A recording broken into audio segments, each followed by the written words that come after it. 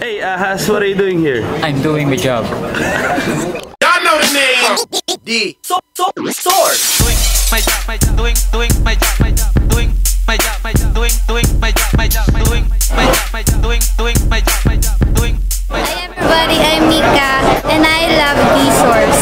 Doing my job, doing my job, doing my job, doing my job, doing.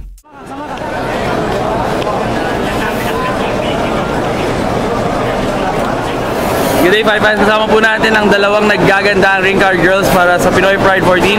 Hi, Miss. Hello, Anong name mo? Mika. Mika. Hi, Mika. Ikaw? Rian. Hi, Rian. Okay, so kwento niyo naman sa amin, paano kayo napasok dito sa ring card? Pag-ring card. May kumuha lang sa amin, tita ko, tita Ana. Taga saan kayo? Antipolo. Sa Antipolo. Mahilig ba kayo sa boxing? Hindi masyado? O kwento niyo naman sa akin yung experience. Kwento niyo naman sa akin yung experience nyo ngayon na nag-ring card. Ano ba, di ba? Or nag-sulog ka ba? Ano sabi ko mga fighters? Okay, may mga gwapo naman.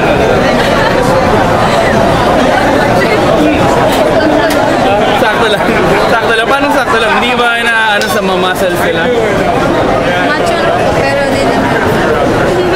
First time yung mag-ring card, girls. Pero, nag-photoshoot na din kami. Dati pa. Photoshoot. Photo. Model na kami dati. Model. Ano mga minamodel nyo?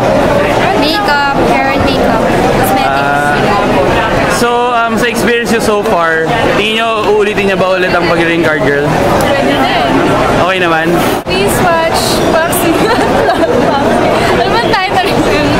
Pinoy Pride 14. Pinoy. 14. Hi, Rian. Please watch Pinoy Pride at Resort World. Okay. Ganun. Hi, I'm Mika. Please watch Pinoy Pride 14, Fight of the Champions. Rinites, Junior Private Champion, watch the Source TV. Ganda, din ako yung camera ko. Bard, magkano yung bola? 550. Ano yan? Rubber? Rubber ba yan? Ano yan? Leather? Leather? Sige.